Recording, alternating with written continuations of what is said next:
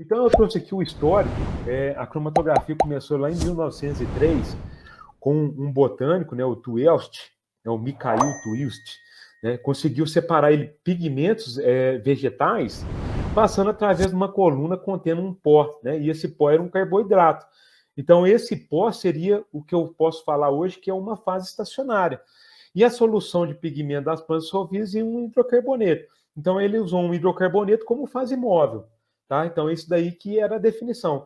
Então, ele obteve um registro colorido, né? Como mostra nessa imagem. Então, aqui está correndo uma corrida cromatográfica.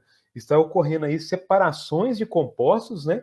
Pela coloração. Então, ele observou isso no experimento que ele fez em 1903, né? Então, aí ele definiu cromatografia, né? Que do grego é o croma, que é a cor, e grafia, que é o registro. Então, ele teve um registro dessas cores, né, desses fragmentos que foram separados.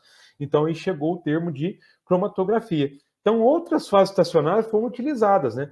CaCO3 e sacarose, então teve tudo aí uma aplicação, carbonato de cálcio, né? Então teve.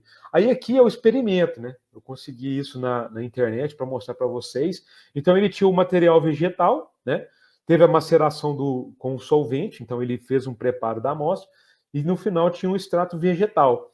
Esse extrato vegetal, ele passou por uma coluna, e essa coluna ele adicionou a fase estacionária, né? Que era o composto lá polar, no caso, né? Então aí ele fez a separação do extrato, né? Ocorrendo aí várias frações, e essas frações foram separadas pela coloração. Então teve essa diferença aí na coloração. Então ele teve várias frações, vários registros, cada registro desse é um composto, né, um analito que ele está querendo analisar.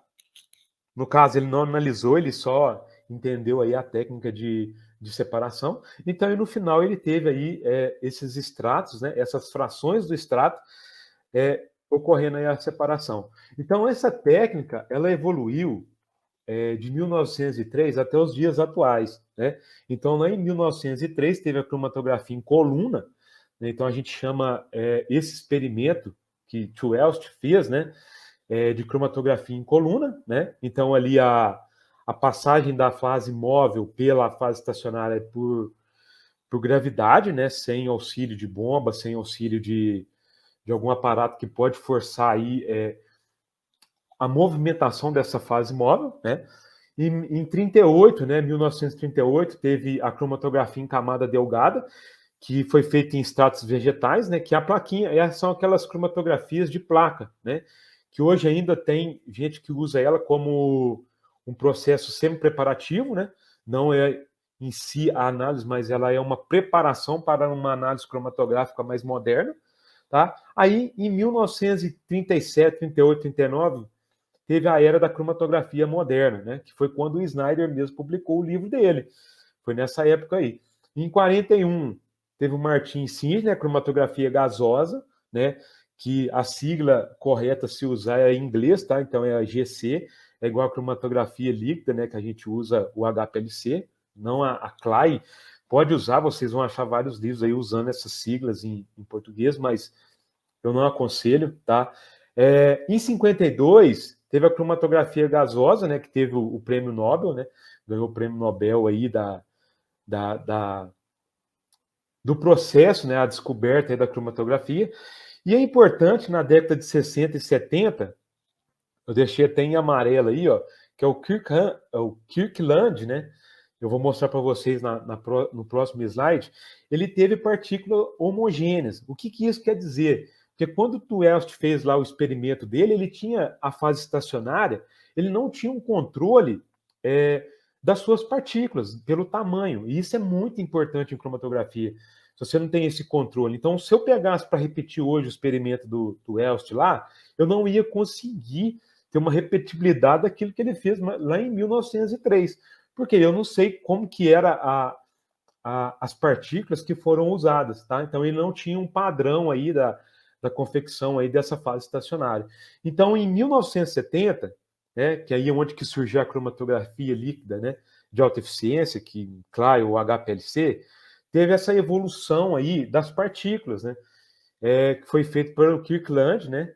Ele desenvolveu um processo para produzir partículas de sílica com porosidades e tamanhos controlados, para preencher as colunas cromatográficas. Então a gente tinha uma repetibilidade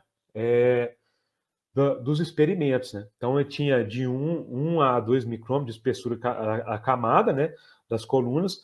Então lá começou com uma partícula sólida de 30 a 40 micrômetros, agora a gente já tem partículas de 2 a 5 micrômetros.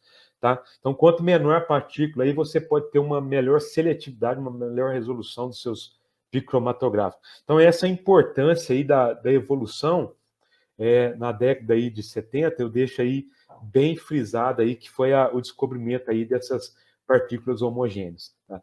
A partir de 2000, aí surgiu o termo UHPLC, né? Que às vezes a gente encontra aí o número UPLC, que na verdade esse nome aí é a patente de alguma empresa, tá? Eu não vou citar o nome da empresa, ela patenteou o nome e ela pode usar o UPLC, e as demais têm que usar o UHPLC, tá? Que é a cromatografia ultra rápida, né? Então teve uma modernidade aí do HPLC. Então eles conseguiram fazer equipamentos aí que você consegue ter uma análise mais rápida e mais seletiva, né? E até com resoluções aí satisfatórias para identificar aí vários analíticos, né?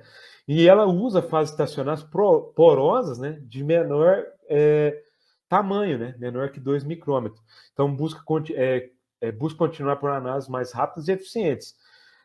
Vem ganhando aí muito espaço, né? Então, desde 2004, aí ela vem ganhando um espaço gigantesco aí em relação à aplicação por HPLC, né? Então, a tendência é usar cada vez mais o H, né, PLC.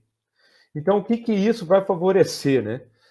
Esse tipo de análise. Tem um tempo melhor de análise, melhor resolução, detectabilidade, economia da fase estacionária e fase móvel, né, que você vai gastar volumes bem menores aí para fazer esse tipo de análise.